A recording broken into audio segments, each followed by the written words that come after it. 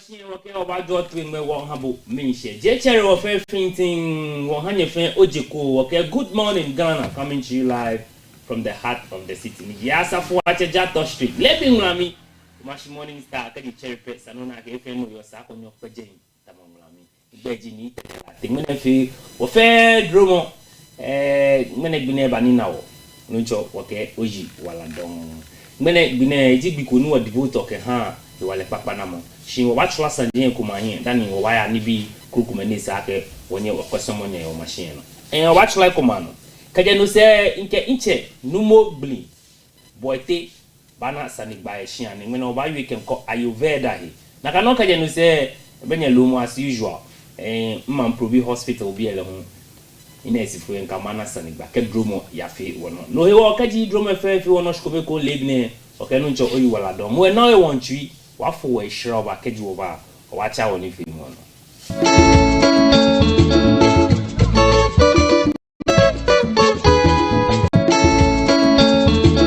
Have a very high nutritional demand in relation to their size, and vitamins play an important role in maintaining healthy growth. That is why we at Base Pharmacy Company Limited have introduced Base Vite Kid Drops, a multivitamin drop with 7 essential vitamins including vitamin A, D, B1, B2, B6, and vitamin C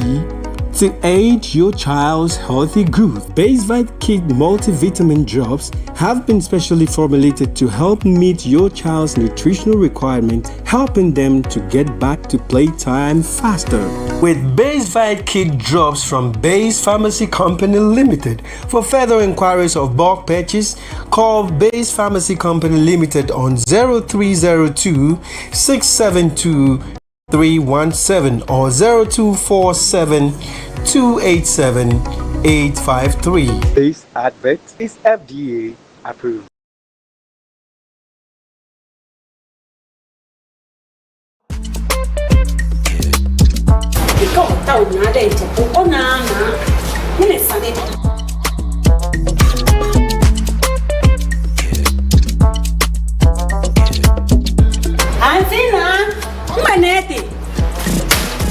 Are you tired of mosquitoes ruining your peace? Say goodbye to buzzing pests and hello to uninterrupted comfort with GS Joseph Ventures Magnetic Door Mosquito Net. Designed for modern homes and easy to install, our strong magnetic closure ensures a seamless fit, no gaps, no hassle, just smooth automatic closing to keep mosquitoes out and fresh air in. Don't let mosquitoes take over your home. Upgrade to GS Joseph Ventures Magnetic Mosquito Net. You can contact us on 059 499 6670. Again, 059 499 6670 or 0554 8411 and 27. It is located at Accra UTC, China House, adjacent Children's Hospital. Grade Aim Academy is all you need. With our neat, spacious, and serene learning environment, we make sure your child is as good as gold. We also engage in lots of extracurricular activities such as excursion, career day celebrations, games, and so much more. Our canteen also serves the best and nutritional meals with your kids well attended to. And we are ready to enroll your ward from nursery, kindergarten, primary to JHS 1. Admission is currently ongoing. Locate Grade Aim Academy on the Atamills I Street behind Enterprise Insurance or call us on 0542 426 803. Grade Aim Academy. We say passion and excellence. Ghana bi gamanti asia mi bi fe ami penye kemba.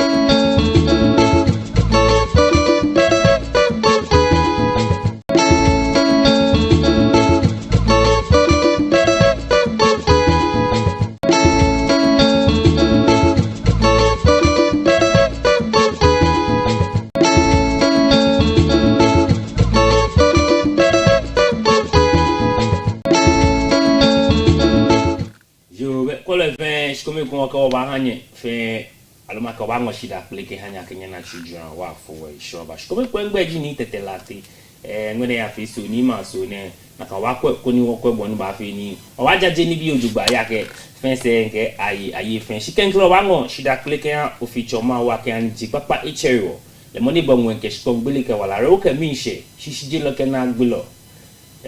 mo ebe na gbe inu cho oyi wala do ale mi no ke ku fata ye hawo le mi ne wo wo no iku me wu ame hino ke na gba baba o pressure fa shi asane mfa shito wa fi te fese o ko wa tu wo na gba fe ke wo nu ncho de no he won obango aluma ke le mi ne ngamo play ya wo cheniji ni gonti ajo ni atupo ko e won chi o chore nja fata ni no fe no fi mo mi eno se me fe ni ko wa e Facebook e wo ke won pe yen ke ma leading na mini jo machine star no ke we are here to inform and also entertain many afi wale papa na mo bi shi wo ke man sanji fio wa chomo ka gbe ne no ni hwe wo ke so mo ni wa ngo shi da play ke ha mani da mo se ni wo ke ni fe mo na ba ni gbe no hwe ni ji Great Aim Academy ke passion and excellence na kanon ni Helios Care Center kianye Heartbeat Homeopathic Clinic ma me fata eko na kan agbenele hu Base Beat Kids Drop get to fanem kejo ye ku yo sakin obe na agbakra na kan ba ni ke she manken ona sani gba ya no jugba yen vitamin se come 7 ni ka jigbe ke enune kan hien ke ke hien ibana he wale jomo mi hu ba gbele keji atashia ke kaseni ibada ni ba somo omo boni wote men come somo chi oben keniji sane nakpe na kan Base Beat Kids Drop name ubana ya niji the Base Pharmacy Company Limited. I'm a Greenville Avenue opposite NTT train Accra ni amle koni bo oyata o chofan koni ukewa we ku efen na kan akekedi je cherry wo watu wo ilo wo ke hanu ncho akoni wo ke wi mo afi wo de hia mo ncho wo lebna if you believe prayer ministry led by teacher Elijah me draw ke ngmale emlinsani isa ke woni wo kani koni draw mo afi mi ke bo fen wo no dan wi ake jomo lo ma ke nu draw mo e kan wo fen wo no e ko e da afi ko se ba je bo adesan bono ba fele o han bono ba kra le o han bono ba utilize le o han ke krokome e kan shin akọ dan no ba na ke efe plele eshule ke krokome ni ba same krokoma na kanji boni dromo eyo e han se wa bia ke meni ji nu chumo e kome ni sa ke onyo chu dan no dromo enye eshule lo ma ke ifa de kuma same ai no ele wa kan ni male keji wote male mi ni bo hu onufiu no ni yo kanto na wa no jinu ke fatai e ko na ke lele o famonaji o ngbe ne wa ko woni kan ni mo keje ni ji Psalm na kan wo ko kenje Psalms lebine ni ji Psalm ojugba producer Oyiwala don ake won ko kenje Psalm 91 verses 11 na kan Bible ay King James ay New Version ay Good News ay Krokum in a New International Version ni we mo wi ake aloite lake for he will command his angels concerning you to guard you in all your ways ni awo bo atu ekun for he will command his angels concerning you to guard you in all ways ona ge we mo baba shino ake da wi ake na gba ife no yo no ni mi ife no chon ka gbo ina mo na mo wonshi ake moni sake onye otu neke ni bi ne fe na gba ike pressure ke mi ya ke ba ko ka mini alanta e fe woni o ba ni otu e hale nile ba yo sani page nu ncho ike ba no ba na hejole ye mimri ko ni mi mano mahabo meni ego wa fi bi agami no ano karat she fence wakashida ba ni ji if you believe prayer ministry be led by teacher Elijah wa na me se gbe ni ji amasaman I kind of blow ni amle me ji na me draw ke ni kanimo mene na kan kenya nyo wanyo ochi obenke oloko ana shamo Facebook ba na wa ke o mashi TV like no share ko comment ko na ga mi film e ya lojugba keje she bem ni sa ko gbele pa won han yen wa fele fefo na ka lebne baby na okay order Jedidiah mi ba nye de mani ye fe nye Dr. Yeman Probi Hospital mo mi nga Bengazi ye abose okani am Auntie Lois na kan ke wonchi wo ke lebne wa jo to ngbe ni wo ha bo mi she ngbe ji mi tetela tish ko mi ko wa jo fui ma ko wa so fui wo bo ti sanji am ni bi ete no ni sa ka wonye wo chula no wonye mi nu sami jemfi le hu ke we mo ko ba fo sha ke ba hie was set up the refinery company man name Benicho Akeshi gold no one now need suminjitri ke kroko me fe about refining here then I can finish product there buyer ejake me dey nche me buy into that ideas can no koye a raw state no refiner ni bi ni jomlin lo make eshishi ni bi ye anya akefio ni bi kroko me o ba bi wo ya keji ahye gold ya keji bi na raw state ekete man say na ya refiner no na me na kefio e cho se na mo ke ha ma e cho se na mo oba na employment ye jeme oba na revenue ye je ni bi baba o ye oje oba na surplus ke ni bi kroko me subsidy ni ba hwe ne ke raw material na ma lo refinery me ye ai ni bi kroko me na kefio no kaji wonye wona ne ke company na ma na mi alo ma ne ke refinery na ma na mi aso e wa wo e ba wa no makwa ke wo fe wo kwe koni wakawe papa pia meni wa ni ma gbejano to ye he krokome all sectors na men wa wanya wakawa susuma fa pia me se koni Ghana da moshiton boni osumole ha wo ba wa bo wanya minu samije fitwe kaji wo ba oni fata yenwe okwa fata ya ni. The Gold Board will continue to drive innovation, and in this regard, ladies and gentlemen, we have secured a parcel of land at the cargo village at the Kotoka International Airport to build an ultramodern ISO-certified assay laboratory with the aim of changing Ghana's assay regime from SRF and water density to the golden standard of assay, fire assay, for all gold, both small-scale and large-scale, produced in or exported from Ghana. And I'm happy to inform you that on that same parcel of land secured by the Gold Board, we will be building a wholly state-owned an international standard gold refinery to further advance the local refining of gold, transitioning Ghana from the export of dowry to bullion. Plans are also underway, ladies and gentlemen, to develop strategic partnerships to establish a gold village in the nature of the gold souk of Dubai in Ghana, envisaged as a continental hub for gold jewelry and ornament production. But, brothers and sisters, this dream will elude us without a critical partnership of financial institutions for value-adding investments, particularly in the area of refining, minting, and the fabrication of minerals into jewelry, coins, tablets, and other forms of castings and store value. I wish to remind all of us in conclusion, ladies and gentlemen, that by 2030, Africa will be home to over 370 million young people aged 15 to 35. Unemployment rates are alarming, not because our youth lack talent and the desire to work, but because our systems lack vision. We cannot solve today's crisis with yesterday's tools. The minerals and mining sector must do more than the traditional extraction we are accustomed to. We must shift from raw exports to incontinent beneficiation, move from rent-seeking middlemen to decentralized tech-enabled trade models, and change from youth as laborers to youth as innovators, financiers, and owners. This is not a plea for aid. It's a declaration. Africa is ready to transform. So today, I challenge every government official, financier, corporation, and individual in this room. Let African minerals build African futures. Let our natural reserves fuel innovation.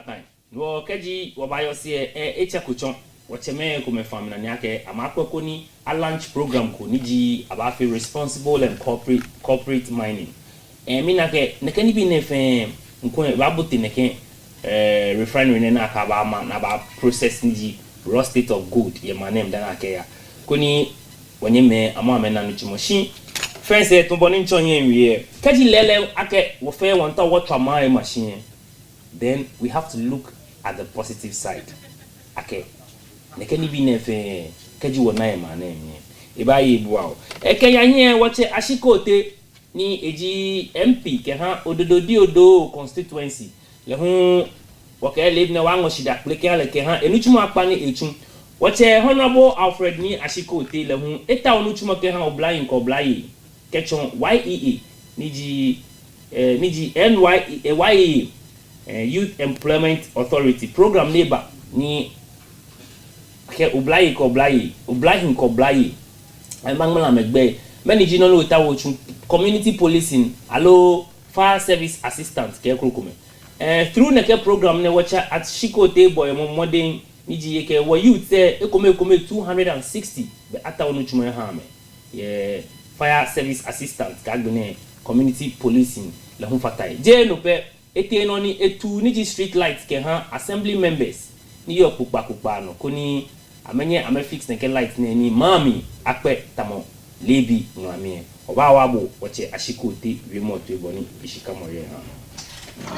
mene gune no chi money nya nchu e bie nkome nya machu ni honorable assembly member ni Edumon Mase ke assembly member say fe constituency executive ke team B wo party B wo YEA B wo president le dienche Ada Roma imene oje wo chune ke no chi money ni wo baba pa wona ke wo BAP e ku chairman ni amenye loko eya no ha me ameka me na anu chuma mechu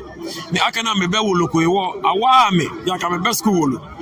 ni wo wa machine kan mo fe wo dromo ni wo papa wa ba wa me igbe fe igbe nu opa apia na mo amba na no kwa amba fe oba fe mene ni wo ba ni wo waye ni amegbele amenu chuma na I train young people. Yeah, police me, can have police assistants. I train young people. Yeah, fire me, can have fire service assistants. They were you on a mete training for prisons. Keko, National Ambulance Service, Keko me. Mene training. Ni amenya mejipu. Ni ameje ododio. Nija shedu ketekepe. Ame 260. Di nuchimo ni wanya wahame. No, say I caught the AMA. Wanya wahame, nuchimo about 100 people. Can have tax force. Can agbene ticket shemo. Niji revenue collection. Kote wa Jamestown fishing ni achole abo wa he you take ko yejeme ni amenchuni yejeme as security e ko mo chuni yejeme as cleaners fio wa employ wa youth amebe wolo ni abanya ameke ya hiye ni menu nto na me ya school want to ame gbejiano e chencho within this month machanye oba launch a scholarship scheme for 200 students in ododio ne before the end of this month oba fe no oba chenye nyeba botwe shimene bia no oba obiye ni kecho ochejo mahama ke wayi no wo bomode wo secure no chimo wo ha me ododio ne mene oba jia me ko ni mambi fe ayo ame mene me pe unyese kemba no chimo mo fe mo ba na ko ba chu emishe aba ododio wo bombi mo fe mo no yakuchi ami no small nuchimo kometo no chwe ko be wo lopo be ti o benke wo enu ko ba chon no na ka o chejo mama ka wo hie eyi ehyin we no imonimi kasele wo nu kan wo hie this money mayino wo ye me ni akamete de ko me kasa me ni na nuchimo me ko me kase be na po ni me ko me kase be na fio inche me ko me kase be na shan cake ke pastries and other things one fe ne me ne fe mi the national apprenticeship no work en wa youth ye he mo ke akanyi ba fe odromo be mi ni wo chaya ni wo chuo ni ne oba chulo deba e ba ga ba te shedu moshi e mi she ba wo youth me like every country, every community, your youth is your future. If you can empower the young people today, you are secured of a better future. We will be sure of that. That's like a street lights in Nkeba. Street lights, the light bulbs in Nkeba ne. Nkeba our assembly members say, amejila ewu amekuchi ami. Ni affix koni mami akpe ya keke du ye du e keni bi foji baba oba chike kan e pe ya ni bi baba o chakio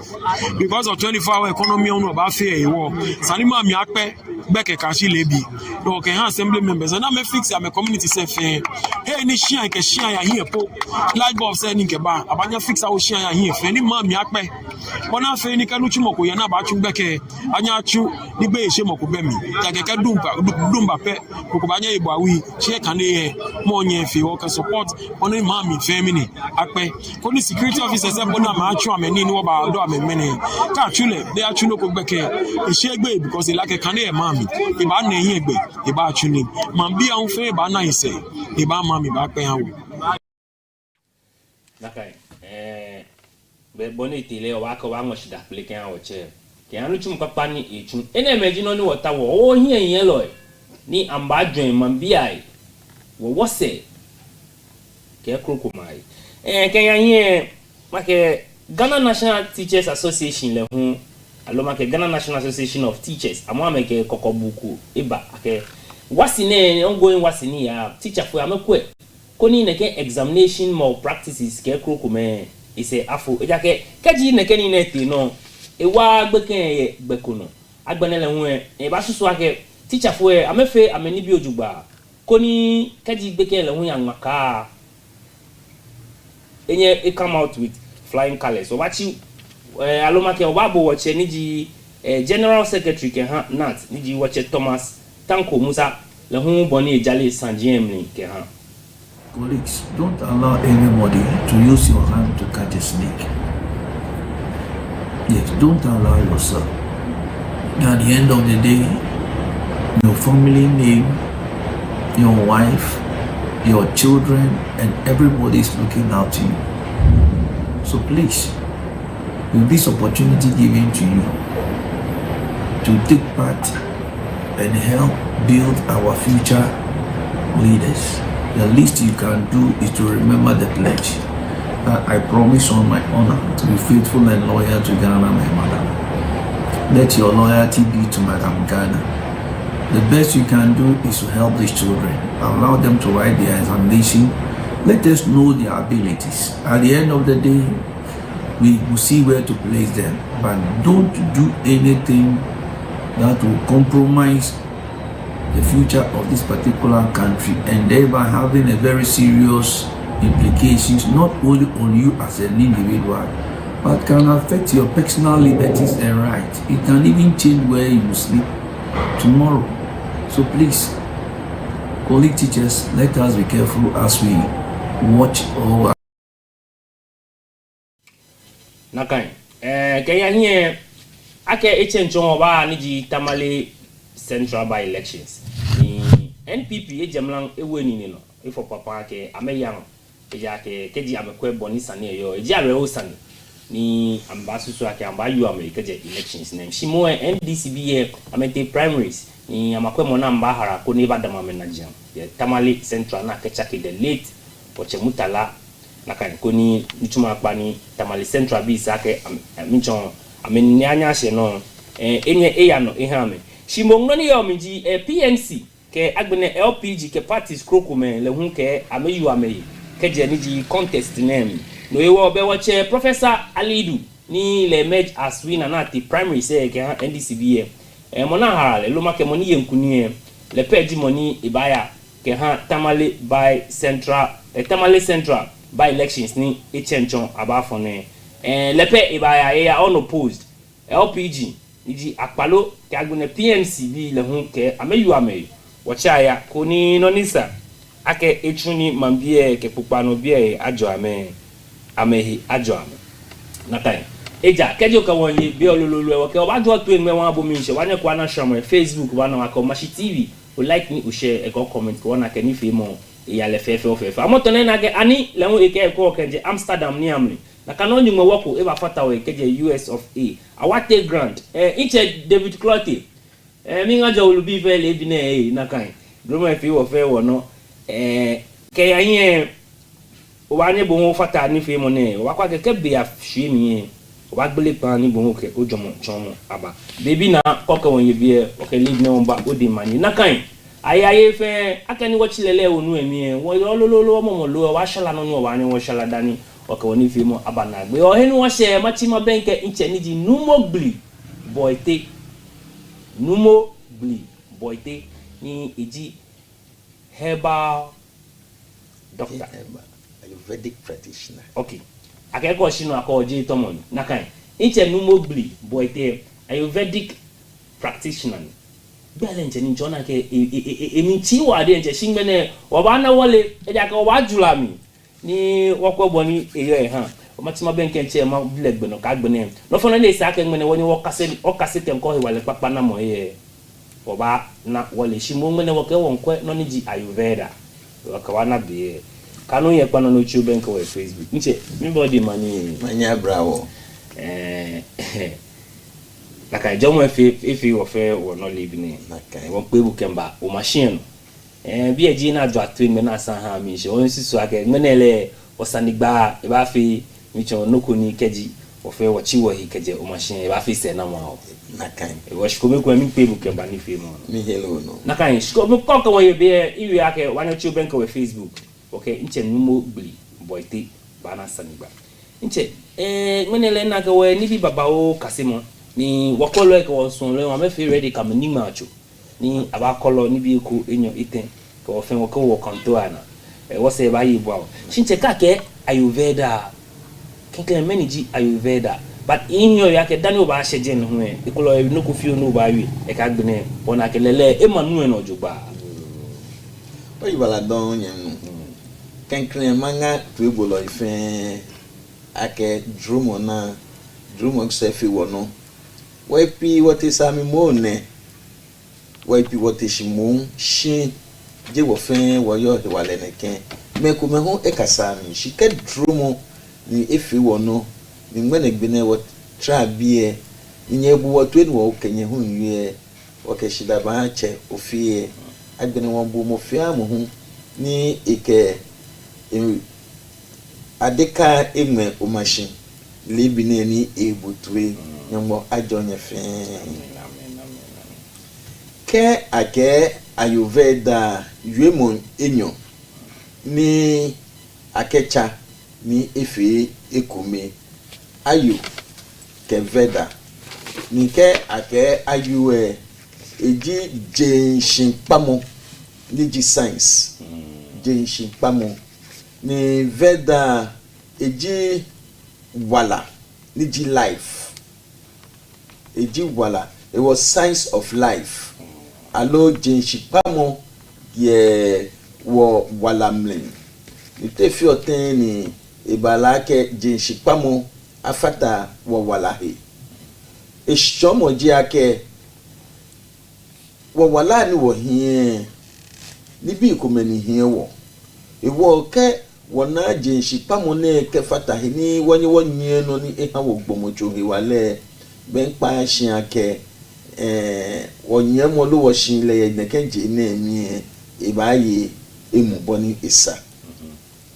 ewo kake ayurveda ishishi chomo kuku ne okay okay inage aje shi ache science ache life bo bana ge ni bi yemi wa dienche nakai shi inche mabia ke meniji no kroko kumeni obanye wo likeje neken ayurveda ne yake ni bi baba o nakai niji elements e kume ni oba ko etemo water ke kroko kumene masuma ke onyo o chose wojugba ke nko ye ayurveda wosusu ake ni bi eten titri jinoni hie gbomochowe ni ye Sanskrit alo India yomo mi wochole vata pitta kapha ni vata ne afila vata afi vata kake vata jinoko to mokoyo alo space miro ni woke space alo gbe efe he ni gbe yo koyo jino ni yo je ife he ni gbe yo koyo jino ni yo je iwo ni koyo yo je iwo efe he oba na ke koyo hu eye enuchumo ni echuo ye gbomo chumrin ni Peter afi oloko to mo la iwo ni la yo je pe be twa ke loko nye eba homi iwe so ekue onake la ewa ni omido ni nowa ni iglo omusun ni bi nowa ni ehani oni bi fimu ekume enyo eya ake onyemo no fia no ye oya ni woye no ni ji eteni ji kafa nu ele nu ji kafa ni mo fe mo ni ji nu be pi obanale eye gbomocho ake ehwi ni eni fe mo ye brefo mi ake do efi ni oya eno fia no ye ble o fe mo mli she la ni ji Peter le eno fia no fe mo ye oya ni le na kan gbomo hu no ni brefo me chole ake cute mo fia mo ni di la e very cute eno fia no fe mo ye oya ni mo ni ji koyo le ebe gbomochu e slim ni obana ke bi fe bi ameko ni ameni fe mo hu eye oya mo nse ebetomo lano wo ni bi etene jino ni hie wo gbomochu e se ene me fe se ni bi etene fe ni ji vata pita kafa ko yo la ke nu ameye ameshin tramo he ni jeji ka okwe ni ahie ni bi kome asa me hie ni ikena gbagba ehanwo ekoye ye woni yelimi lo wo ni bi kome fim eye beno ne sa ke wokanunu shi wonu be kome ya fa ka bale na kan igba ogbomotwe na ni echi oneke ni bi etene ni wo chole do se igba amena ni ke ibale na kan be ikehila ebo ba ye ogbomotwe mi boba na ke be ndoko poten esa ta chole ten ogbomotwe wo kola ke stroke ke stroke ba be twan ke la ni yo omie na gba ebahi iwo ehani ogbomotwe anye atuni ojugban enye egle ni eni wojio be echichi flow lo bu ikomeni ko yo ke lai chon mi be agbene eke hamo kenagba eba hawo be bini oba hele shin be pie in another topic shi mi to ma chino tan fiu me yo ake hilaba shikome shike ekwese ya le fiu shi ebele naka ewoke ebalake noko ya sa do she se ko hie agmetombo ni ke nyanu lo binu ta shine ni ishin se no ni afata hini ake wo fe water se no ani wo ba ya no wo ya no wo bia na mokome echi mokome ni baba ka o le fu mo mokome ba pla alo mokome ba gbe shin na kanje boni ne ken do she se yo ke na gbaba sa ekomehe ni ehie obana ke agbene ni na enyamie be etawo ni ehwele eseno de ke latashi enyamie hu ekplen ake eba hwele ewo no ni abaja ke onu nokoye omrin twime ye mokuni ameyu ameke min yarin sumente apo iheye shi nna ake gbomojo be ojugban ona be twake nekendo shesne ekome efa ni eti ekemukokrum play ise ni etanohi ni nojino ni ekehela ba ke ha mo ke na gba bibi ewo be fe bi esanu okwa woni yelimri nko me ake ka hani otufanfe oni yeni shi hani oni yeni afe otufan ka oni yeni fe otufan betwa ka be fe bi oyegbomocho hewale mri shike ohani otufanfe oni yeni be hela jino ni gba onani sake oko ni wo woko woni yelimri ojugban ni ke woko woni yelimri be fe bi onake neke doshes ne ametra heni isake ameta keje na kan ike na gba baba ni be pi me komena le fun keje efun mo shika onyeno ebotiomi ahu dani eba bokuka o kidney bokuka yengopi bokuka neke ake ay interpretations pi ni ake ha na ni fumo shimbe pie e balake nu ni eyo omie nue e afafe ni le e jake sake la achon vein semi kene semi ikebote na ni emi alo ikebote wogbomochu emi e wo ka tonton mo yaba ni la nye ehue be e ha gba ke nu ahu e wo ka nu e ba pe e aboti ona ni emi le wo ka onye no be ebote mi ahu dani e baba ni no hu e normally sciatica nyo ekoso nakanie bepi hu sikri hila no hu neji diabetes no hu enyo echio watrisi se na ewe hani la ahu ke hila bibibi kume ke ba na kan obana ke onanie jeni efu shikonye no ebotio mi be ekuse eba ni kejishi mashiko be ni ebanye dictate ake shika budi enche no ne oni science hu ba mi jino no jenshi kwamo ba mi jino esa ake ole ogbomochowe boni ogbomochowe shika mo yo ke ha ni ke noko sa ogbomochowe pe esa akole ake noko poten eta ogbomochowe e ja ke je fe ko ni ke okete la chamo hie doctor fu e ba na ni no ni waya hu no kwa ke mokuji moni fiowo shimoko efebu yes ihe omumo ni iyo ni yake me fio men shimon e life ye ni je ni moko febu shi ake ni obehe ni le obehe jinshi pa mo hewo keni efebu e o kwe kata hu ananoko lab oba fe jine lab fen oba fe jine esre fen abako ake noko bemi shi ken noko yemi yo konite hospital ake ina igbomocho ojugban afeje na test fen ana loko ni aka okay ahale antibiotics ke ni bi kume ake iya bona fi ni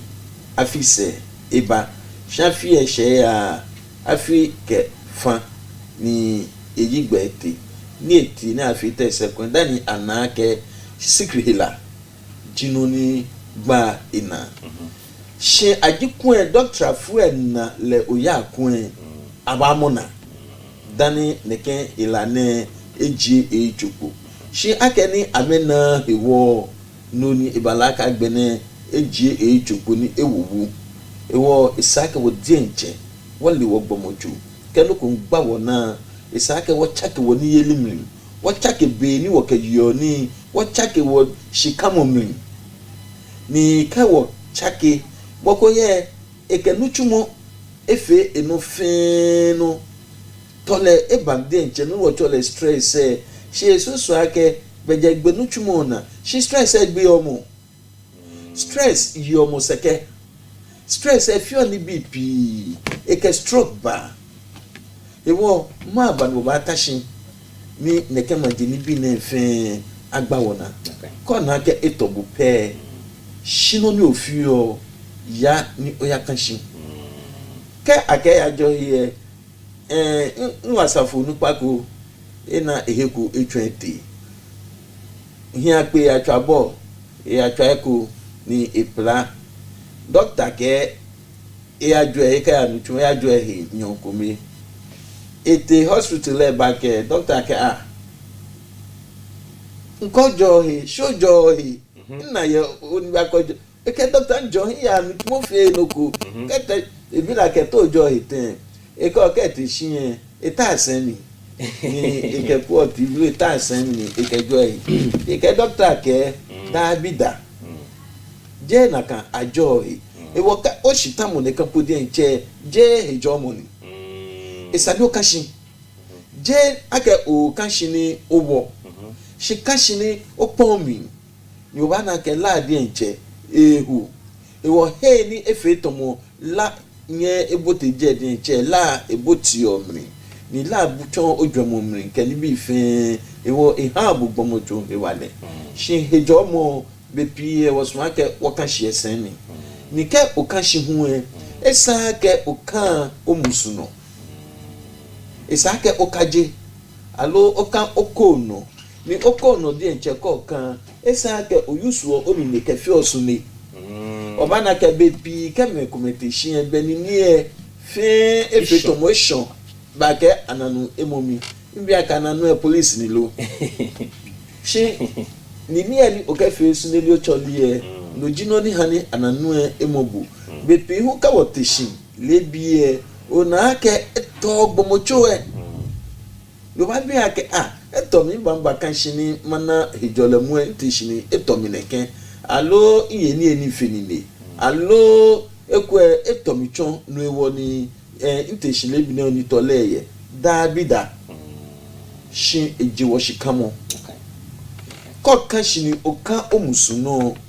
o ten shini obana hijole kokoko be fe bi e o ke pay bateshi ka okashi eko hu e osachu e no hu na gbakonyo eyaba yehi chie ni akeble sachu e ni ona ke gbe kamomi e wo ka okashi e titri heni mattress e alo belle e ni okan no efeto me hejo fiu e boti o mi e wo ka okashi ne sa ke ohitromo omido shi ole e wo bi no ba te shile bi hu e no hu e ha bu gbomocho tole okay e wo no ni no nko meje ake hemo plywood 3/4 thickness no ke mechiano dani okoma trese ameno allo ke ohin shika ye na kan bia mi jemo satwe ye ni oke obelie ameshpon ni okano ka komusuno ka chole onile akesunle ni ke okashi ojugban be fe bi oba teshika gbomoju iwale forget mo tole ni etobu gbekelo na kan bie allo no bu e kashi yo konse lo kan okono be fe bie oba na ne ken ejole ne nakan ojugba eyan ya ke o ke won ye be ni no ni saka ole o na oli kaji dromo fe wo no ni bi abami o wa gbele pan ko ni ko bo yesa ni ko bi mo ni onyo bi inche nu mo gbele ko ni agbala mi echonbo shi wa no wo bi san inche ko mo to wole akete ba fete ni ayurveda approach ne e ba prevent aloma ke ayurveda te ba approach the prevention and treatment of diseases shi dan wo ba sheje me o we mo mle o hani wole yake keji o ta no na he wale papa isako onyo le ohe kono le boni ba fi ni symptoms e ke ni bi ko me o wa fi lojugba keke bo hun o na lojugba mo ko ba bi ake te ba fi te ba le dan le ba nye e yo se ne ke symptoms ne ke kroko me fe ni ifata tamo minin tashi ne ke asra tawo emomi ona ke nkwebon ihiwa ekume eyamo ihe be agbene kemi no feno ni kaba wunda pe be mabon ilekon be na ke asrango nyuji no ni tawo efimi ne e wonu ele oyabre no ni sa ke ma fie be nti yafi ni nke jinhi shibe pie tofa allo maka ke no ko ni jolo ne ke bonte mi ewa e wa ku ni ma fie tashi bi do ba ele shi e be e mo mi twashi e won ko ma ke asra mo mi eje ha igbe ni emomi e jake ni ibanu nnanle ni le no ni sa ke ma fi shin nfi e wo ka budi enche o de boni ogbomotwa ashika moyo ni be fe bi ogbomoye ogbomotwa hie kanoko pape o ba helishin allo kabiane ni olede enche puwe biane boy mo budi enche ogbomotwa hie ni kasemo ni kanoko fiu tahipe obana kedabi na gbamba ngbomotu e boko ye enyo eyegba shangbene kenye fiu na ke etole kete la chamo hehu e akenoko bemi she noko yemi wo ke bale ne ken bensani budi enche obon ohi to fanfi mu fiu ke ashibi no ni okwetitri oni yelimi mi be fe gbenko ake nchofa ni ha mo titriji ni eni check mo odite ni okwe ake ani ibahin ihabulu ni ke ibahin na kan ni only very good Ayurvedic practitioner kue obanye ochi obenkele ke je mo fe mu ni le neke ke hilaje shin ni abana doctor say ko tie yes abakwe she kwa banya fe test ke ni bi fe ana nuku obanye oya doctor funyu emo chuchu ke ana nuku dani okwe otao no ni ji enyo alobude nchoba wo ohinga ake be mafon eneyeli wokola ke oil ka wo ho ni ake mu be floor here mu be wonu here be acho ekwa hwe no habu na agba shiwole ake no susu ake mu be yen macho for few issue no ko ni afife owo ila okay shimo femo awale ni wokayo ni okun hine awale ekumekume ejwe yo ke ma fi bodi enche odan ma floor alono ni otawo ofi nakan no che ma bia ke keji ekule amo no ke fi floor amo babawo no ba require alo e ba je no fi oke bonisa ke sponsor oyo ni sa ko use ake ekwe no ni oto ofi ni oyele gbikome alo ye na kan retwa mi no shi okwe ofe o meshi wokola ke ofe ke ha me ejwe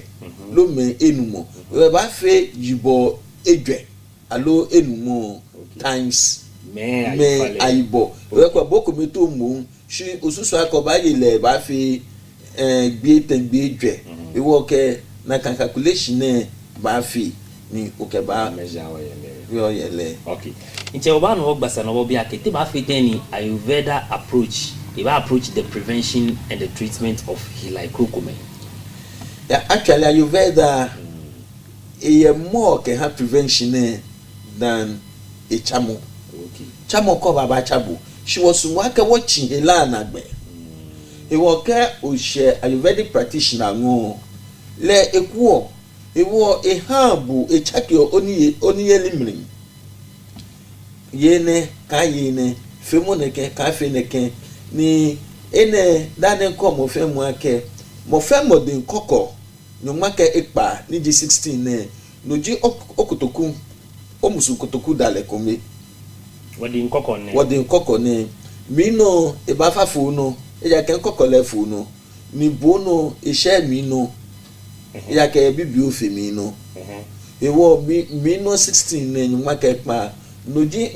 musu kotoku dale kome ni boho no nakano ewo no ni yo mi jake o ba susunu o de nkoko neken ni nwaka pa ka wo cup mi ewo heni e ba she da le bie o ba susu nakan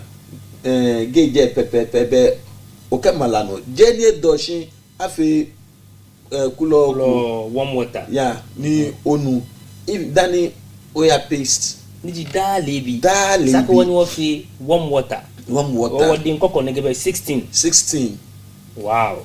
dani ko nu dani oba paste ni o fi ni oba fi o 2 hours time be no hu ke fruit school ni eyo be oye 2 hours time dani no kokro ni yo ni oba ye hu be oye ewo a preventable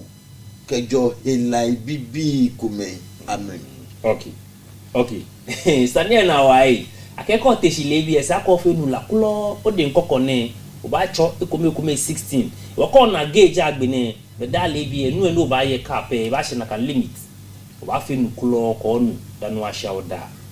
keje nu se 2 hours time to fruit ko yi aso wo ba nye lo Africa Ghana she face wa bi inche nu mo gbli ake keji o fe nu kulo nu e meni ji no ni efi ogbomochu e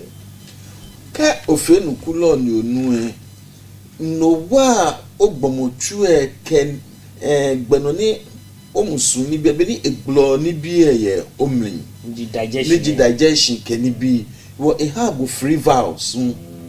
ni befen bi e ko onyo oya ni anse jimuji wo ko onyo oya ni anse befen bi e form ji ye omlin goma de sa ke hin kra hyenyo bikome isake onyenyo ya ni ase iwo ke ofe na kan efo muji eni yo omie ni ka bujibe omie bifen bie oye gbomochum riwale shika muji nyo ebon omiba no mejino ni ke ila ke na gba ke bi kokrume wo iwo bifen bie so isake onye yo fenuku ni efo ogbomochumri. Okay. Nakai. Onkase lo nakai. Na nile ebe mu kumencho. Shi iche wi no ko ke da libe saka woni monu. Aso wa nye lo nakai. Keje ona de kan no ahon ye. Be ona he wale papa. Shika jo nyo ona de kan ha gbomocho e. Be da ne o shika ko kutuku mi ye. O ke hospital aloma ke hilabi wi kroko me be sani. Ma no ma bincha ke te ba fe teni ayo ve dine. Ayo ve da ne ibanye ni manage no kutamo stress anxiety ke ekrokome noni oba feji ejo oba joy ni titri ke stress mo nwele wo treatment ni woke han ye wo nuchumo here wo ya kunu wo chole head drip ni kogbina oba massage bu kenofiano ni wo no kunu wo chole sona ni wo ka bu hu wo mi ke mi chufa kogbina ni agbena oba kashin ni uwo ke ukashia hu ke banaka isa ke ofu usu ofu ke banaka isa ke noku disturb obu no ni pe ni oba nyo feji lala ni osmo wa yo agbele bibio ni okeba kashin ni uwo bi ni oba te shin ona ke ogbomochu eku sekeba yo benche be man makake enoji ayurveda practices no banyo fini no banyo na mental and physical health well-being ojuba. Yes. Okay, ojuba makaya. O machine ko wa jo to nwe wa bu mi so wa nyan ko wa na share mo Facebook e chenchon wa gbele pa ake bu hu wa to akeje esale ko bi mo kem ko o shika mo hi gbomocho aso na gbako ni onu hishin aso na gbamba no yo seko ke choni kase mo na no alusa ni gba na no ni mo gbele gba ni bi ku memli ihawo ni sake wonye woko wonhe afoshin ni won pay very good attention ken ha gbomocho when it comes to wale papa na mo nche oba no wo bia ke what are some common Ayurvedic dietary recommendations ke ha different doshes allow health conditions. Yeah. Be piesa ni oye ni fiber yo mi. Ni esa hu ake wo yo ni gbeke. Woni ye ni fe afe shwani. Ko ni gbeke ke wona ba ni ji salad ni mayonnaise fata he agbene aduawai shi aduawai gbeke akutu akwadu ke befume isa ke ehiomi isa ke ojin no yemi agbene gbeke watre ehin chon ehan gbeke shiko bai watre sane fe shwane hi lo lebi e ke shwane hi ni watre yo ne ya befume ke jealous eju ahunga aduawa ni ewo esa ake oke aduawa ikokrume futuo watre ni obayi ni ke oye watre hu esa ake ona 1 hour lo 2 hours dani oye no kokru ofatai ewo kokko ayi watre jegbe ni oye eya ke esa ake hin ohi ka shi 1 hour lo 2 hours eja no ni baji nu fayemi ni ke oye wo system e digestor ta chole ten sweet oya fi woni digestor ni eni e wo ke e digest the sweet dade ba gbena ke baba bi ene echon calories poison ye ogbomochu emi e wo esani oke futuo kra be fen bi e fi mo shu akeke oye wa atre ni watermelon e fi nu son chinoni me hwe obanye oye koni gbeke kona fruit se minus non me nchon akutun akwadun ke brefun mi oba jinu me mi non hwe niji apple mango grapes ke kukuru me obanye oye no gbeke alo ke nukuni emiechi obanye oye gbeke ni dane kwa ke fufuye ke atwamagye nyo isani yo fufuye shwani ngmagye nyo yuta isani oye fufuye ke jangmagye nyo eja ke digestion it take a very long time ni wote banku ke eneme no hu magye dwe ke cha ho magye no mo when you water okay wote me kume wako ninu chumo ba sho ya ibi nunku ni nkela ke o musunda shigba gbagbe ke ni e ko nga ba shishimi ihale shi ashika ni e ba ho ni ye ni ko ke bu no ni ehu gbeke ko ya nu chumo libi e ke ya ko ni o ya ye ko ni gbeke ko ba o to ko do da libi e o ye no ni obaye e ka enye fele na kan ke you bu ya no mi ye bu no o ba kuso ba na mi nko ba na mi no maka ebu ona e wo ke wo onye ni wo gbeke ni lie wo ile oya alo akeni e ka shishi wo ake yu e ba shishi wo e ka shishi wo le bi ko ya ntumo ani e fele fe ewu ni mi ha bu ko ba ntumo o ke mi anko isani no da ke chose mi ji coming lebi breakfast coming shani coming gbeke banku won ti ma so ona shi no ni yo mi ji eso eku e obanyo ye o banku ke coming lebi shani shi gbeke le isake okwele ojugba nakan sake onye okwele ojugba shinche no chifufun tan wo ye je mo kwa lo susumoko ni bebi nakanji boni wolele ha ke oye fufun late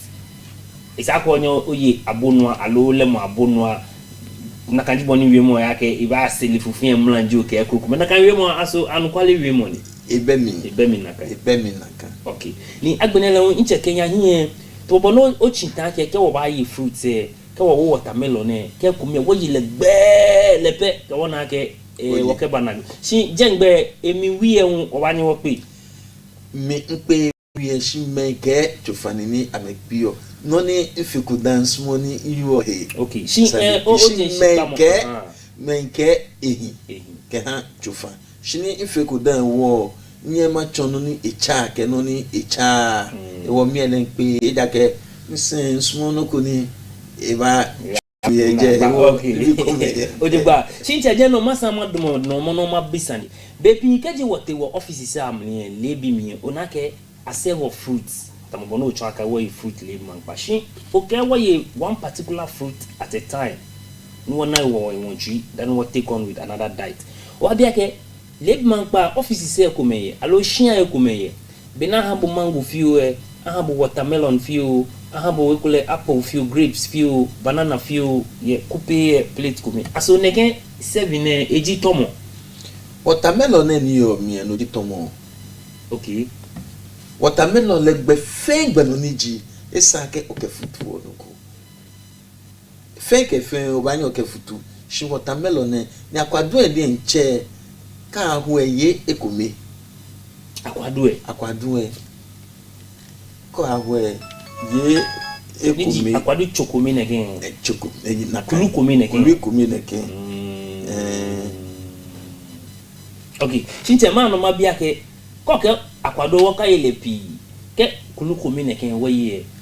be ma bia ke akwado kulukome yeli lebi ke agbene komi ke wowolo ke lu ke shito no ka akwado kulukome lebi me tino nji no ni wala yo wowlo iye noni ihamo ye bomochumi luye akenu chumo ni efe ami noni ami chuo ye bomochu emi shimo wona gbaji gbeno ni wo chon keji o ni bepi wo ji o le fe nini imbana osa awla ko ni kele chuni ni osa ke gbana no dey fi opeje ahi owobro be jami be ke shitu ewu nke a Gloria osa eken ye jen e ma force me ni in ye wo rush mo shi enyo ka ba shin retwa ne inu osa hidon jeni eti shitombo ni igbagbana ni obana ko o twi gbe shabu na bo ni ma chie shabu blabo style e shitom e twa ke wo bro esmoto fly ye wo ehani ona nagba ye shi ke ibana kan we esadi uta shi sake ucha no ni ucha osa eja keke lugbo na ihabu se iwa ihandu se wa oyi iwo ke ibale na kan ka ke oyi jobu iwo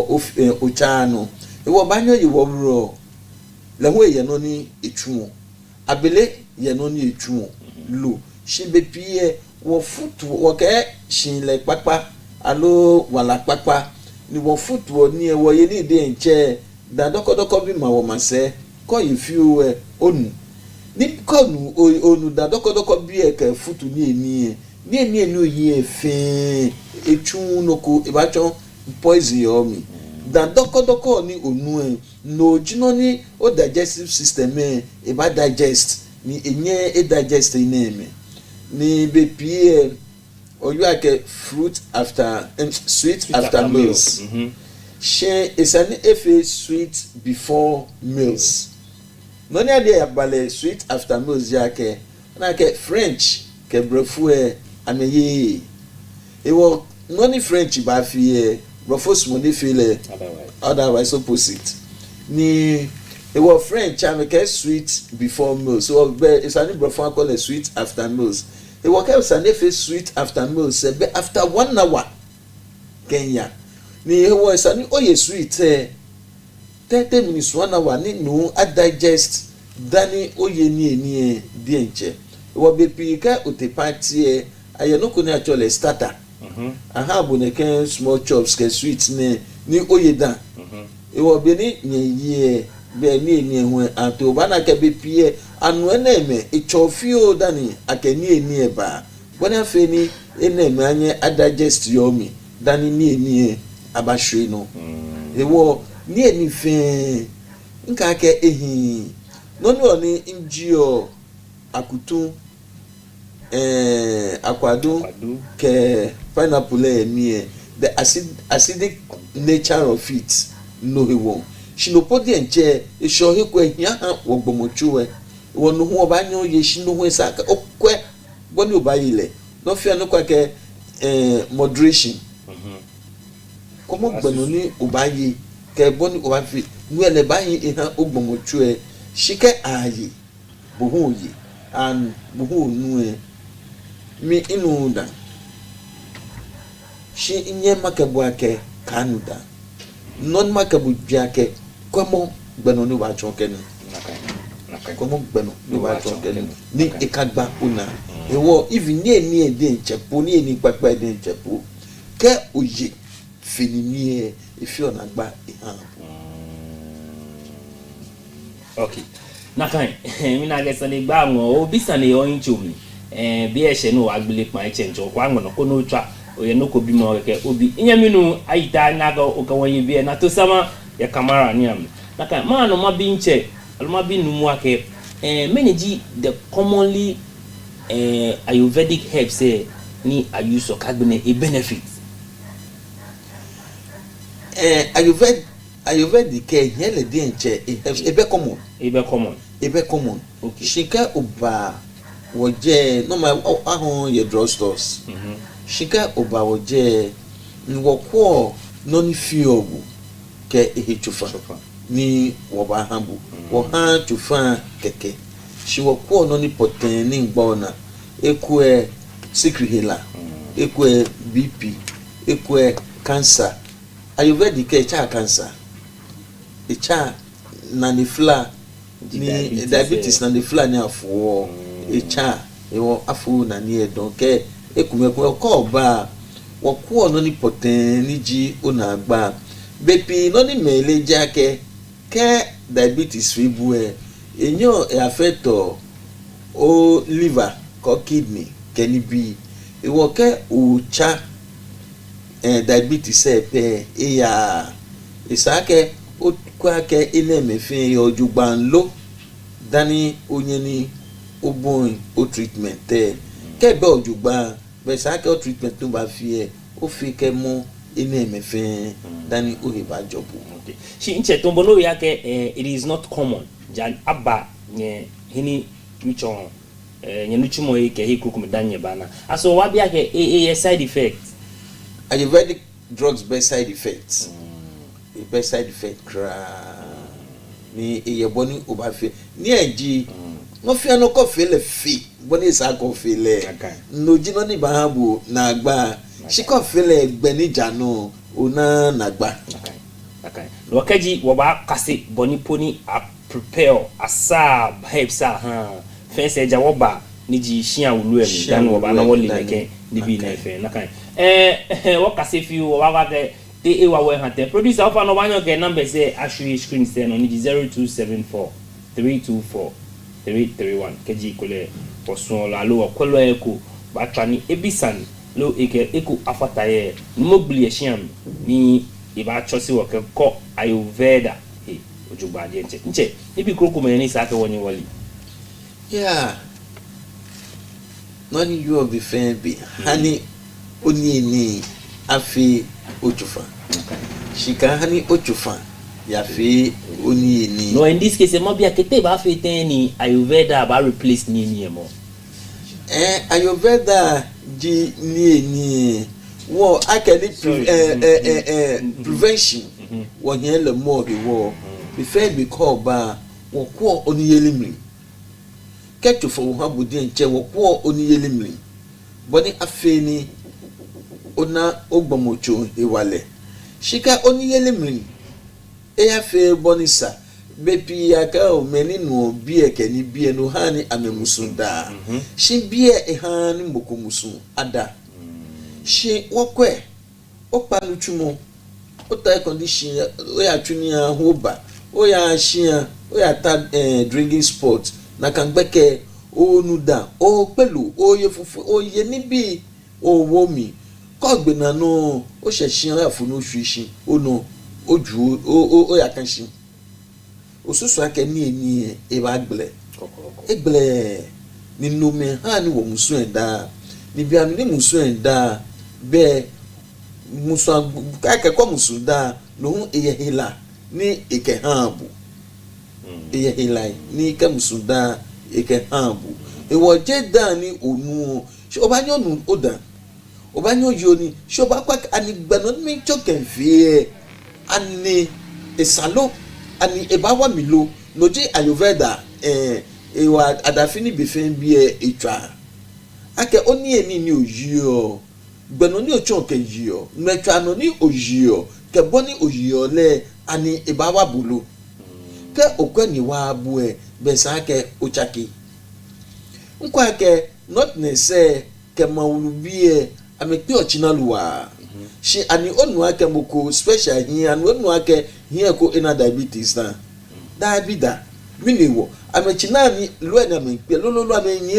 amenye dwa mi amenkwachi na menchuni amenfeneke ewo egblo ni eni yo amemie shi boko yie ota ekumi ni titre me ni ameni fio mi arehu waji me ni twoni office se ni eba tashineke baja shwane ni ayi ni no podi encheke eti ni ayi ni no kse batashi mejenu mu etishia shia ni ya hiele kame te podi enche ame atashi kwa akweti vula akowulo ni akani afinu ye ni fio to ma fio batashi ni fio ewo eneme ni ofio ni ofe o exercise alo nye lonokwe no me fe fatahi ni neke diabetes like kokrume gba ona she be fe bi at least ka hin krapu exercise bi kume ni sa ke ofe ye sami ye shia kojupo beni men kase nutumo nucho le no de fi oji ke wo ba sheshinu be package onde ikenye ba wa ya bina atwa mbeje no mo we no twumo he e kai nyeba ho ya ni wa nye nka se ne awudo meje egbe o ba nye ka bota awudo me estate semi ka logo ka chon TV Africa je hu ka chon estate semi dan wo ba back to office dan agbene wo ba agbele wo ba asasa je ni wo bo enu twumo e shi chomoji leneke ke ishie enye efe exercise ke no kutwa nye huncho e we ke no fio exercise say dani ni efe to mote me kome wo ke kase no ku fio ye ni wo hun ke no ku e wo fio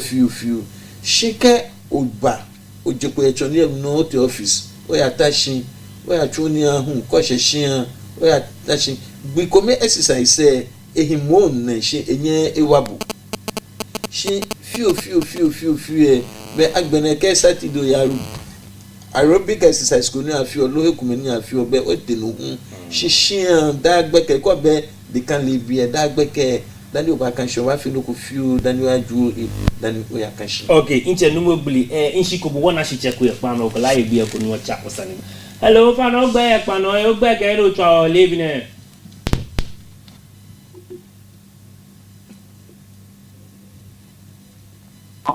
acho bina to sama kamara yo inche ya o bada o pa ti ke to se mo ne ba hawo ma bi le bi nu e yake le bi nu e wa se ke o ba nu e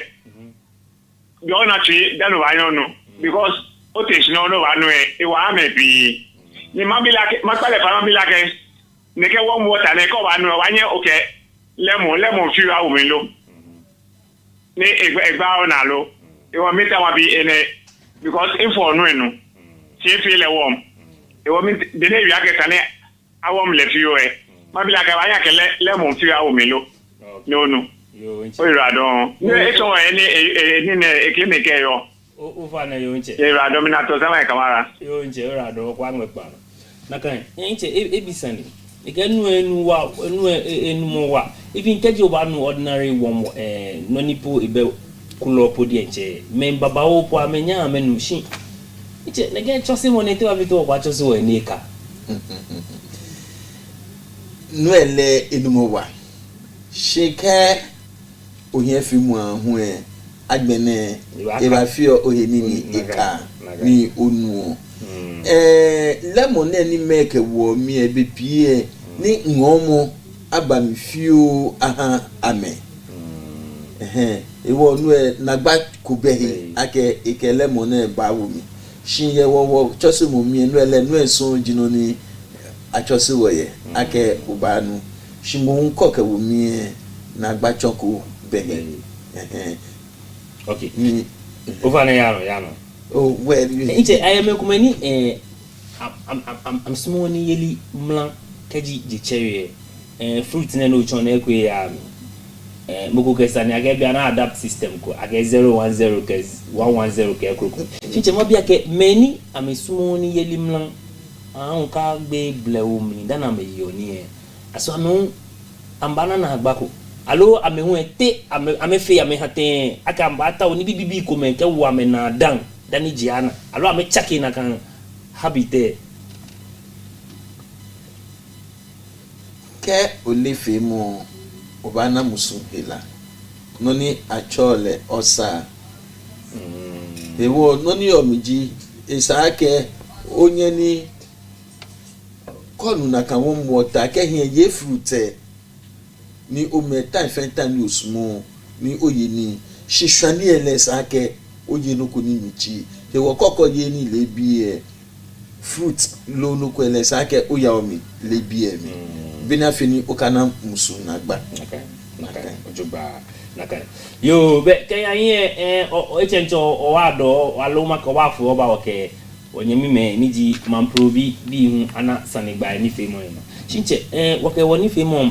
ba na gbejaga ka ya ye fe no na gbe ngawo ka gbe ne yibo enu pa swanshin ko ni keji ko le o meni ke wo ye be amasuma ka mo ama shafu ke ba nu mobile no na batawe wale papa na mo egbe kan o na gbe mi na gbe ywe mo ni ke ba hwehwe jake wo hani woni yeli afi wo chufa shi wo chufa akafe woni yeli wo kwa woni yeli mi ojugban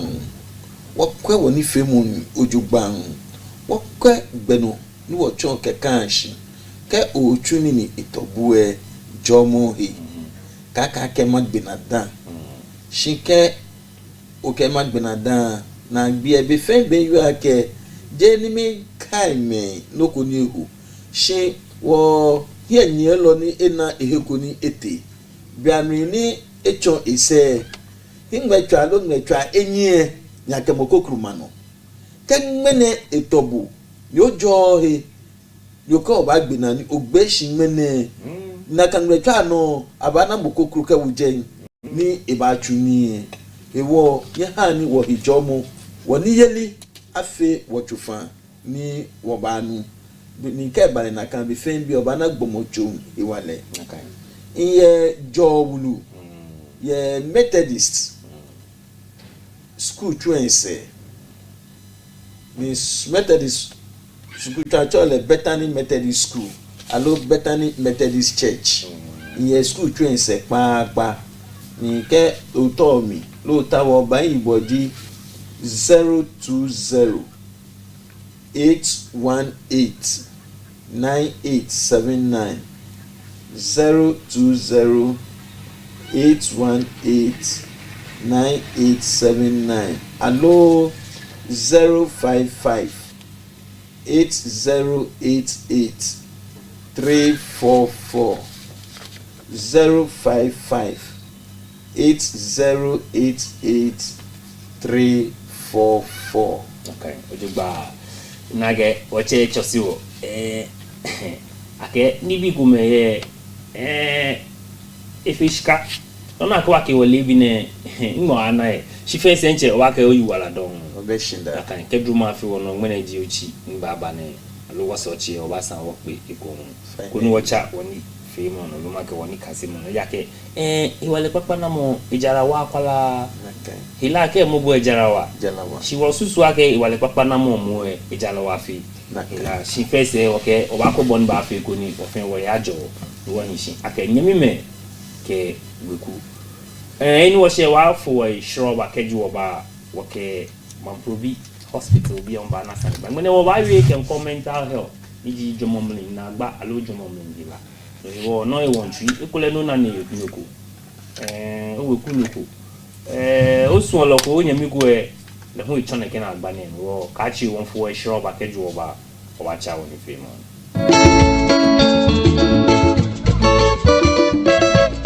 AIM Academy is all you need. With our neat, spacious, and serene learning environment, we make sure your child is as good as gold. We also engage in lots of extracurricular activities such as excursion, career day celebrations, games, and so much more. Our canteen also serves the best and nutritional meals with your kids well attended to. And we are ready to enroll your ward from nursery, kindergarten, primary to JHS 1. Admission is currently ongoing. Locate Great AIM Academy on the Atamills High Street behind Enterprise Insurance or call us on 0542 426 803. Great AIM Academy. We say passion and excellence. Gana bi ga manti aso mi bi fe ami penye kemba asaga ne fe hono o ya he structure bona fe ni bi ni gba me ana woke amane bo aba foma bi anyi ke amla lo bona fe na amla akwe ni eyi ebua ni anya kesa ni ke chine ni fe o ya e ko mi woke akutu nkwaro ma fi assembly members na asan gba te o fe lo ante woke police fui alo o che me ni me ayi abua ni onye no kesa na kan fi mo na ya ora don inja police fui ke wo kwani na agbako ya bi ene ke wo sa wo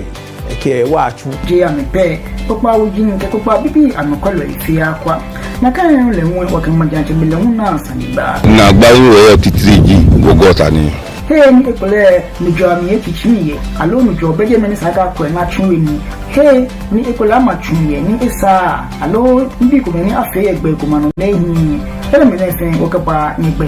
o asaga ni fi mo ato ni gbe jam ko ju ba denke e ba nya bona fi ni o fe be ke ha ni ke ni fi mo ni asaga ni fi mo ba no da gbe pa no ka se me ni hu le mi ye o ma shi tv no Mbe ini odai afute kofi. Meji money yo asaga nipe money ochana.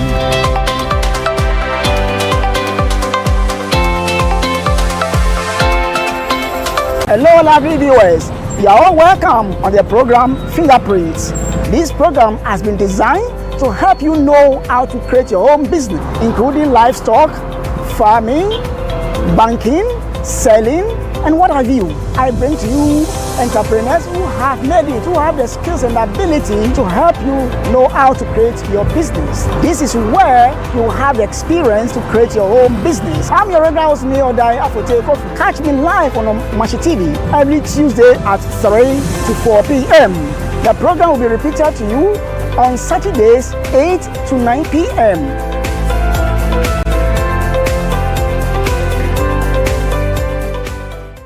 Are you looking for a media house for your upcoming events? Welcome to Omashi TV production crew, a digital station that offers live event coverage such as conferences, parties, corporate meetings, weddings, and live streaming on all social media platforms. Soft copies of events or production can be made available upon request. For further inquiries, call Omashi TV on 0536 772 262 or 0244 425 652. Omashi TV production. Ajwa twing me can mean share.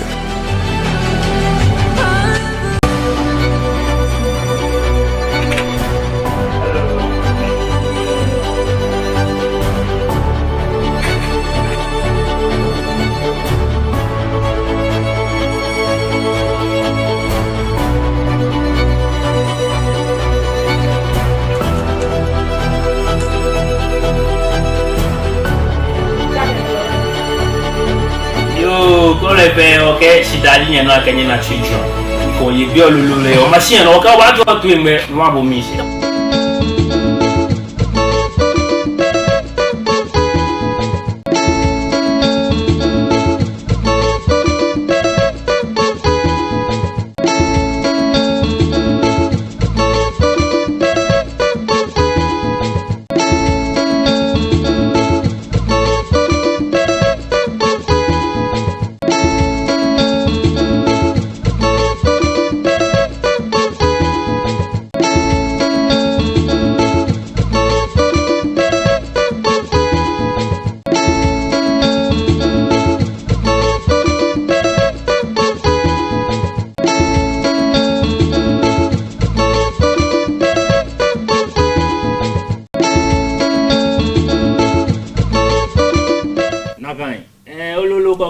Okay, Obasan will draw to him or humble me. What on here? What we dark catch a Thursdays again? What devote to a beer fake one? Kehan, while a papanamo. It was I get low p 51. What we will, what's some bear home or what law me? No clicky one like a lele. Hey, no, I hear what you were here, Ojuba. And you was a Machima Bank and Yawenyo, ni Ameje Mamprobi Hospital, Beniji Community Psychiatry Unit, yeah, Mamprobi Hospital. You may not know about sign about by Jim Momosani. Ni Keji Ukawaye Beer, Wanaka Lele, Waboli Kutu Okwi, Yahi Wale Papa Namoy, Labine. No, Machima Bank and Yao Millicent Akins, Kagbene, Yao Mariam, Kuti, when I'm batchos work and call mental health. Miji John Mumling, Nagba, Alu John Mumling, like a Kukume. Auntie Ness, Ofane, Auntie Millicent, Auntie Miriam. Me abu jeku. Me ake mo fe mo ojuba. Ne mo fi amo yo ojuba. Okay. Ya o mi listen. Ojuba. Okay, o ba ke. O mo fe mo ni pata wo ye o ba ke nye aba ke o welcome. Ake nye ko ba na be ile ife mo shi kenken enya o mi ma bi ake ka ke mental health many ji eshishi poten. Mental health do you have? Over ne kono wo gbe no fear. Ka ake mental health mokoni idwemo mi kashin. Ni eba anya ni efe ehewon ni bi. Ni bi ehun ni eba afe ehun le no eba ye ebuale. Ke obe dwemo ni kashi fa ni bibi ni onye ofi. Iwo mokoni ye mental health mokoni edwemo mi kashi ni ebanye ni efe ni bi na esa ni efe kamo ebaya no chumo ebaya ma te ekegbomo sa relationship yo joba esumo gbomo adesa bedenche efio fale ke ye ni eyo fale ni pp ni comes together to make a person mentally healthy of an ebonu show mental health moko ni idwomo me kan shifan ni ebanye fe ni bi ni bedenche eba wale ne ke na agba ba bona aje him mlang agbla here cho machima benke nyao ni di Millicent mabiake e actually any adapt to what Auntie Miriam just said. He said it all. Okay. No to boni nyao cho here agbla me oba na woli akekeji lelen isakojo mo mi aka shejuba no nyo fe ni bi krokome men di na agba ni malo ni bi akomani fatai ni ya chon na agba ni inye bale boni sake wonale no machima benke Auntie Millicent mabiake keji ibale mental health issues ti ba fite mo ba yo see how over na bo kole ajo few nakan yo keji mo ko suffer from mental health a lot of body nya we je here blame ti ba fite mo ba na ne yo see I cannot gban na ne I'm not in the right state of ngbomoju. Okay, first of all, Marie, Muko ina Jomomihila, allo mental illness, from benin sister, more ke oye normal, ke oteshu ulakeshu ba juhi, oba shauda, oba yanuchumo, shimokoni ina Jomomihila, a few of the opposite, a Jew a shy da, a bawa tale ni. Atale efe dirty still ele akeshi atale efe dirty le na le akeshi neat ni mokoye ni obana ehie ni bp ni onale bola shi le ena le na kan ewo ke mo efe na kan ni bi alo tashi ni eke ehe ni mokomoko be ehe keke ona akeshi mo ena Jomomihila. Ewo ni bi ni mo ba fe ni oba na keshi mene na Jomomi na agba ekomeji no ni inwie tashi keke inwie ba na keshi pencil alo pen yeje ba ke snake ni alo ke o ke mo ko nwie ni oba na ba domoje o ke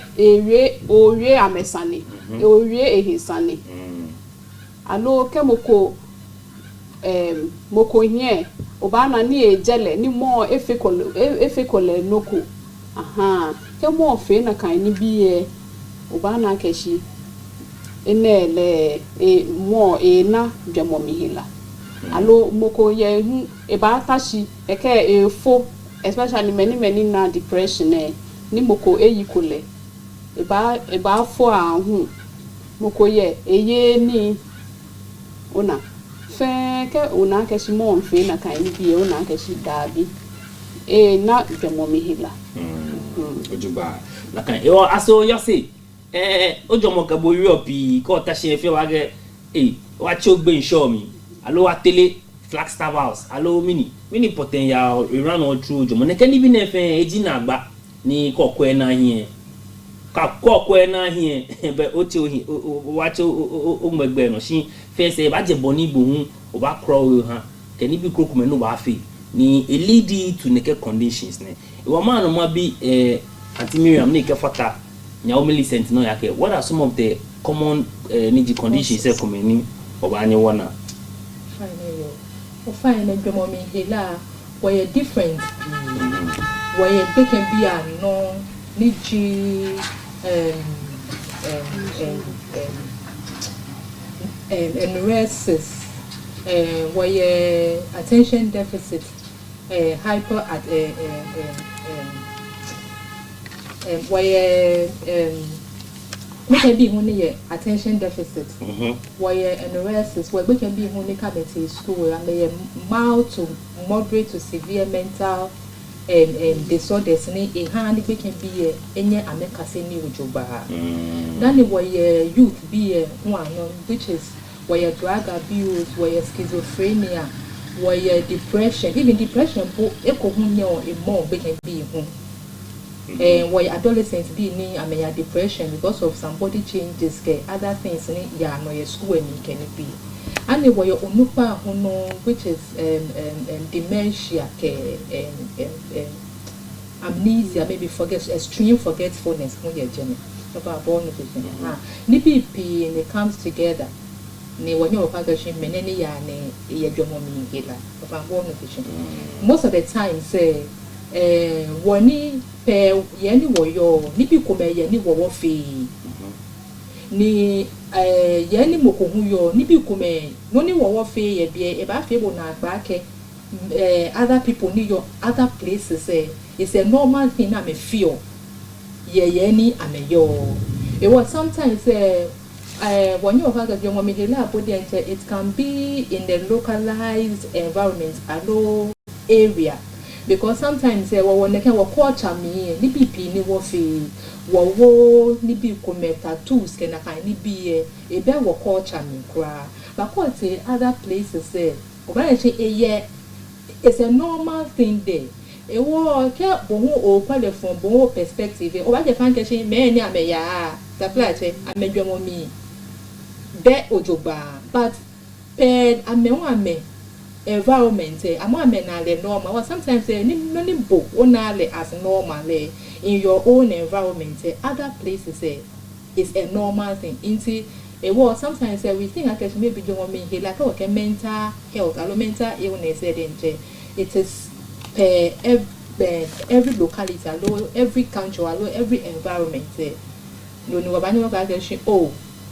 be na fe na ye be ko ba fe na ye be that means me keke but mokohu in other places Jesus and the kuni they have amen okay it was one time no we are catching the BP they comes together and one no vacation many money ya ne e dwomo mi hila eko ji hereditary allo genetics yes can no ko ye o family ni possibility akashi bo ba nye no na ko is very very high can no ko your family possibility akashi ba no na ko is very very very very high because it runs through your genes, it runs through your lineage. It was sometimes when you akashi care over hospital will take a history speed. Sometimes they make me know only about the doctor be me sending be care of family blood pressure run of your family, diabetes run of your family, possibility actually bohono ye obanyo no na kanila oko very very high. You call about hospital will take a history in there call about will take a history call over psychiatry will take your history will take a family history medical history social history get fear only concerns you and we take that history ni wana actually o family me ke o te o se alo o anko go suffer from this mental illness before boho ba nyeni which is genetics that means where other predisposing factors ni hani loko nyo ya loko na kan where no koni ya me odwomo me ni wo chole neurotransmitters like the dopamine the endorphin me fe comes together ni e hani wo dwomo nyo e chu ni ojoba but the ona problems with your neurotransmitters ni ya no your odwom your brain chemistry me obanye no na dwomo me hela example ni depression. Then where other predisposing factors care or attach of ambono here. Sometimes when you are catching, maybe your family you have history of alcoholism, you have history of drugs. Sometimes they were called drugs, but they were classify drugs ojoba. Drug and call abuse any drug is not prescribed by the doctor. You have abused the drug, but we have other drugs which are hard. For like heroin, cocaine, marijuana, weed, cigarettes, alcohol. Sometimes all family me you are seeing a question, they can train me. In family, uncle a tall down, in papa le hon na kind. It's an honor best and it won't call no job. okanya do me here I for down few I need few and for down few I need few man can be it has become something which has come to stay piane ke onu go down podenche onyo ye ni agbene later on ne obana ga chin piane ni po oye kura agbene down mo so mo onu because you are predisposed to that thing ne ake ebana boy ewa kra ake is coming to stay ewa kra ewa drugs drugs alcohol ye me weed ye me cocaine ye me marriage ashish ne ke other things ne don't can predispose you to having mental illness because come na can be intoxication ne sometimes withdrawal sometimes students more na e time dey na can ni students maybe nye again na withdrawal signs and symptoms because and ya back they are tanaka to fankunwe yi ko ndo ba nye ani moko ana jomomi kila childhood trauma niji rape sexual assault na can be assault rape dey assault sometimes what the school like dane alo oweku me dane akase pai wa keshen bo pe o e befo boy o e befo alo onu ona kan wie ma ke o sha no ko papa jo life ni ba bo den tell me jo use me no po sometimes ma me me po ko amenyo amekọ amebia ke me no po fobo like mini pote polo ba no over fear ha me e wala shin dem ni na kan wie mo jin na fe it's all abuse. You are trying to abuse your own child. Sometimes I come at the school I guess inya do ne tafra che e fofo draft ni allo mi e BBB feel on social media akeshin bi an cares neighbor na kan ni bi e fe ke the more no o the more no ni bi ko make wo to me sometimes e bo wo ko ya ke me na kan standard there ni kwa e be for me bugo eneke mi no be na ka sometimes we mo poni onu okejo ma na ko se ni body enche no hu ba nya ni e ka ne oya na kan mental illness like rape ke na kan bi e ho fe ba nya ni oya na kan mental na ne no ni e ke ba fo na nje oba hospital ni abo do ko na tole chronic diagnosis no ba doctor hanu ya fe labs bi na me na keshin no ni ya no ye o system maybe oba hospital na but no na keshin ya na treatment na ha boy it's like a chronic care e water mo me ni diabetes schizophrenia bi ne ke hypertension bi ne ke depression where chronic one say ke other illnesses ni chronic ni agbene mo e feel like kochofa for so many years le e ba bi ya ke te ba fe teni e ba die ne kechofa like e ba to mene ha like e ba bi ya ke wo da ne ma kochofa lo da ne mi pe da ne ma kochofa lo mi lo ne sa ni mi pe ma ya ne ke maybe more enini enyoni but the person has been involved in an accident ni tafia chebe sana afu enini ekeshijeme alo e sana afu enoko enini e wa gbe ni enini enye eketuni be ne sana eketuni edon enande kome afu alo enani enye use na kan be ne sana use there don sometimes sana otawo chain na kan ni bi efi pu ha de goma de sanko ya adwemo mi be ba anya ni e kan de goma de san anadwo mi be no ne ke ba afu na kwa ji ke ohie shikapo de enche problem ni agoke ha wo fen the way ni man ye wa moko ye the morning every day fen enu e kan ye ya ke it will be better e ba hin ba moko ye hu ni ke do ko bibio ni na le kan be ni wo economy be ni bia na efe ona sha ha shi bibi do aketi be ngodo mo na no fe hin fi ba ha shi bibi moko e ba hin chumi ni e ke ba fe ya foke ya la fe mo because get e shi ele money e ya bi e da ma keje e wo na ke obeska podiente e ke dwemo pi ba ha bo ni ko pe na e podiente ba ne chumi ni o ka ja na kan ona e woda ka ma je lebi no ami e shen yu ake o ha o mo fe ko na gba fe ke anu njo je ke kokko wa no mini no mo ba no mini no ba nyo fe ye o be no ko fe mo ye what is lebi pressure ke kroko me fe sen careful no chenu njo le ba yi bu abo anti Niji Miriam echi genetic ta so mi to ma bi anti Millicent nebo te lifestyle ke agbenele environment machine na ke o fe justice to it e o ma bi anti Millicent ta ke keji wo ko ni bi ko metamo social determinants no go tamo poverty ke discrimination how does it impact allo has we impact when it comes to mental health tomo beni o poverty moko ye ni ke ebeshika allo ke no ko gba ina elebeni eba adjust shimoko ye ni ke ebeshika eba dwen hu ni oba na ena na kan demo mihila because ekole a family member ko allo tomo a family mi na kan demo mihila ye jen e wo ni bi feel ke odwen pie eba predisposable to na kan demo mihila ni lifestyle okay lifestyle mi change screen okay boy channel ni ke oye community komi ni afio wi shele motomo beni area ni okay ameya abo ni ofio na kan wi shele o shele o wi onu oda na kan ni bi fe e ba nya ni habo na kan demo mehela onu mi shishi wo sani wo chiwo he ye na kan be alo naka no kwamo ya inage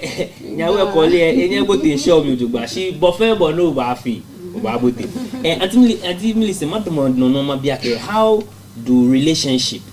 kagbini support play a role in mental health management alo loko ke mokona dwemo mihela the major thing sani ename ye ehe ni amekela wie ame show le love the more ni oba show le love e wa more ni a condition e improve onu mishishi shi ke more enadwe mo mihela no fio le han e wa more ni e ba jole onu mishishi e wo ke mokona na kan hela sanu benkele ni ohale mi she ke encouragement koni ajole okay she mi to ma be saniko ene nyekeke ame okeje na kanie inle nimbi be pie jomomni na gba a broken heart ke ikokumani fata teroni jini unake ene eji chimowa ni nyeke na gba ba jomomni some of any wo yo akeshe family ke relationship the more we grow up the more we feel like you should be loved, you should be accepted. Moko marry a sani bongo marry sometimes they should mid crisis ni jike o share age go in life o small ni bongo o settle ni bongo o nabi o find about no sometimes o na geshin age ya but o na komoko moko ye enye enake enyanjo men ke maybe social media na no akeba men WhatsApp no enyanjo na ya marry mene ya marry agbene keke etundwen mo hade na ho e ba bia keke mi na no ekodo me be mafo me be mi o ma na no eko na kan dwen mo fe ke podenche owo ohe ke mashin ado blencho o ha ohe hinwa akeshin benife be ye ni podenche ba anya efiye mokoye ebe na kan will power keke agbene bon dwemo ni relationship broken heart o ya relationship komi relationship blencho na akeshin ekebo ya share heko but ake oba nwe na kan relationship here ewa ehabu bia ne nyefenye ba maybe dey able no own relationship but the other partner enye ni ekebo anye don sometimes mokoye enye na pressure because sometimes socially the way ni ekemo ewa we ekemo ya try ekweku fe enyanyo me fe le mo efite skapi ye mo hi ekemo ete school ekemo ya wonu chumo mi ekemo he woni bi fa question oh ke what your next step me won ya next step me when all of a sudden okay relationship mo fi amata e ko ni echon na agba lo ni wo to la question depression and question mo agbene e ho chumi higbele nfitai enye jepo enye enyanyo ma te agbono na se mo e fe basabasa ewe mo mi che esa e tan be ni esa na ese e be sa no na question be loko e happen mo ko hu ye ni e ba ke dele mi pole nje to le agbene na se agbene e lead to suicide. Most of the relationship no one na social media ni end ojogba most of the time some of our question more eko ewala ko oya oba botemi lo o pe owa ta ke eke moko yen ni mo kele pa ni na kan ni efe relationship broken relationship ba nya ni hani moko aya na kan drum me here even divorce because sometimes o network around your family Onofiano is around your family. Chuninya ba ha ke nofiano boke o partner e planning nofiano. Nya you married me for some years. Sometimes a short time go year and you married me for a longer time. I been all of a sudden there is a divorce. I been e ba bia ke ni in center in life around this partner. You find in your start keje. E won no kwa fita iponi. Society meaning what we don't accept divorce like that. Kebo you are a divorcee put in so any akobo e wo kebo hu yen na kan mentality akeshi divorce na e ke nya hwehwe mo baba kan ni agbene mo kedwem ba sha agbene mo hu ya na kan dwem ni bi okay ojugba ayibo fun go ba ta ku e no sumo tata ku e na ba gbebu ne keson akabon chumo na gba ite ha omo mi she fence exactly bo yo so no lo ojugba e ma chima ben kan Millicent ma be like at Millicent sometimes e keji wo kono kutumo shihiremle wo kola ke marriage a low relationship ni ji ojo e for yoji ke agbene ye ko mele na me for yin e jemo na me betri ke ko me no wani wo ka ke aso ike mental health na shamo alekle chakba ko tomo beni sister we akeshi society alo community come ke ofe ni bi come anale akeshi ona dwemo mehila ke okeyo hishi ni oji ole je normal thing esa ni oba yiyo ewo ke oji mokwe it's abnormal she work akeshi ina dwemo mehila some kind of behavioral disorder esa ni oba yiyo oyiyo esa ni oba jamo shi mokoye da eba jamo shi ayemokoni ekole eye na kan dwemo la shi ole ona ewo ni oba na egbe mo onu mishishi mekumeye ke ameye na kan dwemo mihila eke spouse eke ba hide ewo ni oba na ejile aba fe no fia na kele ba wie fe se e ba yile ona she ye o ke ekome ke love ni alo no ereje love wanting alo love to kill you na kan ya owa ya oyen she antimilima bia ke is there any effective treatment alo medication go when it comes to mental health o fine ke boko na dwemo mihila aye treatment kume ni wo ha amechofa me kume ye ni je chofa ni sani wo ha me wie mo keke ona because I'm a conditioner yako that extent ni wo ba ha le chofa wo ke ameba ekole counseling ko ke more if fine she ke more hallucinate new voices na ni bi ni bo ona na kan ni bi efe wo ba ha le chofa wo je me ke oba je ya ke shi oba ke more seke alo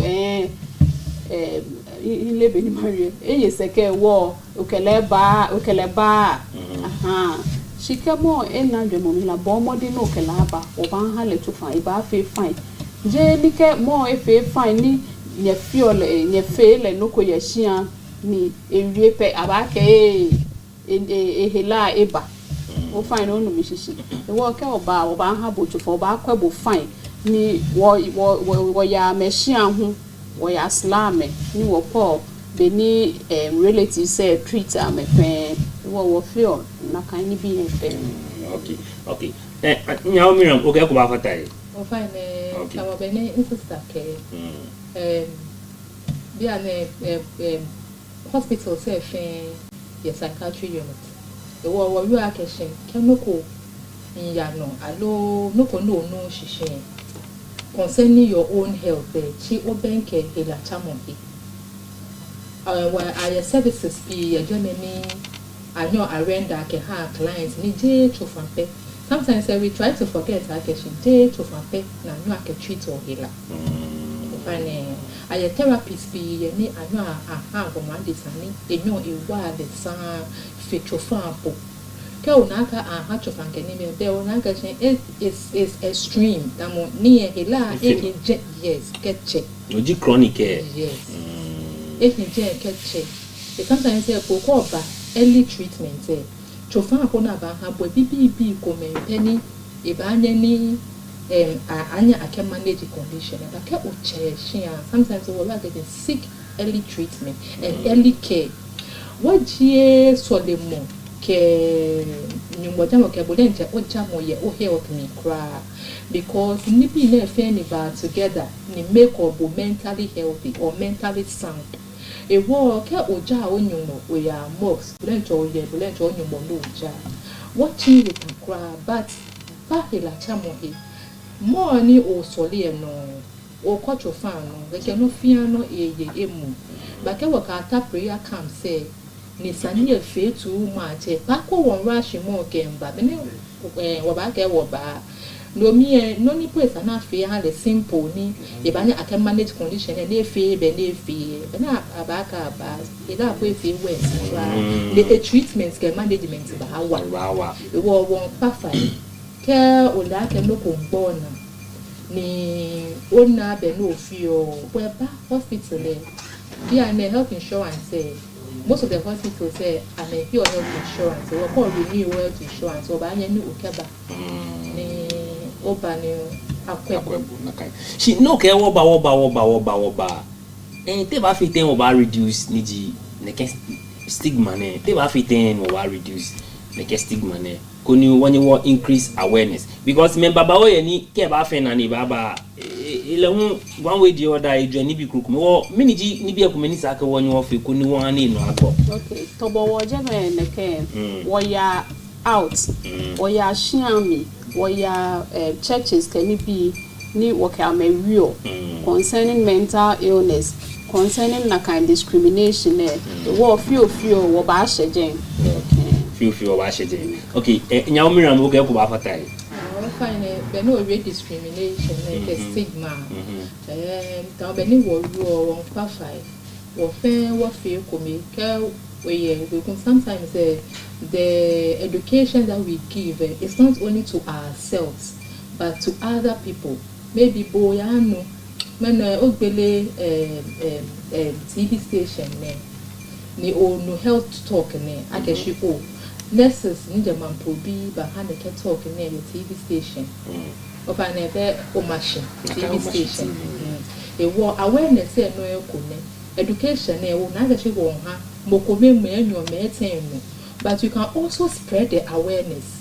oh nurses bi ko me no ameye TV station ameke oh ne kan bi na efe esane wo feel client say alo wonyami alo mokoni ya na kan ni ewo be bo okay education e ha kenya mene ba nu mene o ke ba ha mene o ke because Ghana wo efa education wonye wo ke ha mofia mo e wa so mu wo he be ne bo mo ba anya no ke na education e ko ha o family onyami me o bi ke o we ku fe nakai yo I get tell another friend to tell another friend to tell another friend akena man pro bibie ameko ba yibi can comment health they say no ba class e ma bi anti ake managing now any advice going forward can especially stigma many amesumo na me ba shi una ke lo amena gbako ni egbe ameni mi chon amenya amefe no kokula Tomo benin sister wie. Makpa nye fine. Nekpa na kan ngo ni nyengo. Meni yo dwemo mihila. Koni amehuke amebe ehiwale ameba ba hospital na kwa ame. Ke o pointi onine ye more he. Akeshimene ena dwemo mihila. The rest of Onsano, Ebaba, sorry. You are pointing it that. Only Ebaba, Bodente, okay.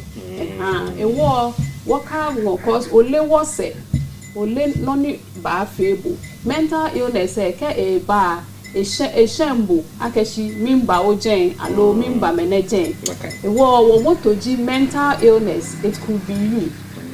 One harm a minche, Koni Amehe, Adra Memla.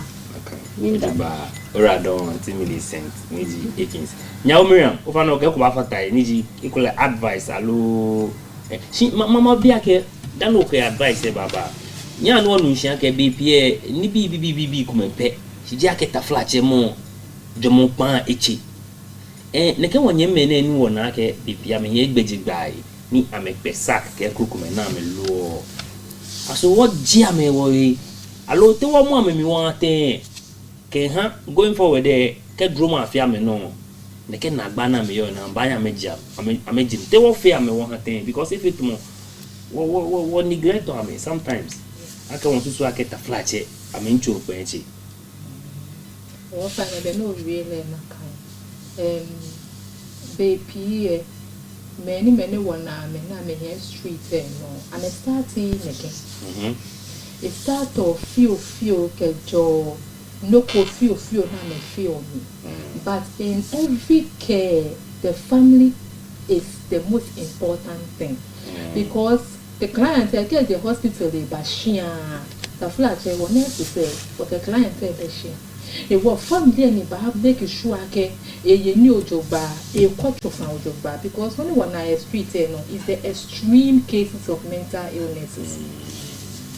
Ya kamona mlang ni ashe amona mna ni ashe ye ni she ni tete mo we ku e neglect family because ka ke client e ba body enche na akwala ye hila chamo here ni ehije me for some days say ehije ma fi bo ba mi say abaje le ke ba she e wo family system me mo fia mo ni omokon ya na kan ni ni it's an in your family you come together. Because ke onala asia hwehwe mo bo we ba bo ho je e wo ke o so vi na kan ni mna ke ojogba ba na na ke chame street e no le e na ke shin no konfele woni wo hia se woni wo na ke shin yo ne ni ya lo nu ne ni ya ne e ke he wi alo lo ta fla te bola pi le ni but then na ke che ni noko le no na e fi oke ya le we na ke che daily noko ni e fi ba woni wona na ke shin da bi mo ni ya noko fi e wo we try to involve the family in the care of the client. Okay. The family plays a major role in the care of the client because the client eba ni wo hand the chofa le te shi and they call chofa o fa ne pe e ban wande ke condition na worsen the condition na worsen be ko ne me kuma ye poni ame shi he ko me ke baje akra bi ne ni je bi ne po ame yo me kuma ba nya hie ke je ko foridua Cape Coast takra de boka po ke ba she akra ne ni yes because enugbe enu nibi ena nibi nche na akechin enye na enye oni eba chakra of our but family system is strong so ko client eba hie neke of fine wo family ke fe ke no ko ya no wo gbele wo higbe mi mna ni wonya wo solve mna ke wonya wo solve dem na she ka feel ba ke wo ha na fe extreme wo ha gbe ni she ka pi ba but in the care of the client nakai ojugba adimi lo do yenu nakai ke bo wa mo na mlan ke fe plulu e be bi e chamo wa shika oni boti o mi e na agba ya ke sa question pay school fees family ke krokumeye nibi krokume necessities kuma ni saka anya na amichon woni ahye no megino ni saka wo bo nyomo e shijeni bino ba nu e be nekenwe nakai first e wo ke o ba ngo shida play ke ha menfe ni ke wo ibe ni fe mo ne no lebi ne eko ya ha ni ji nyawo Millicent Akins kiagbene nyawo Miriam Kote amekweba yibi ameje mamprobi niji community psychiatry unit nakai nyawo nyanyi wala don mungbaji ni tetelate me fe ni ka wibi Facebook ke he kruku me fe okay shida jinye no kaji nyanu wo don wo wa pe lebi mami no okay nya ishe Ajatsuengme kemenshi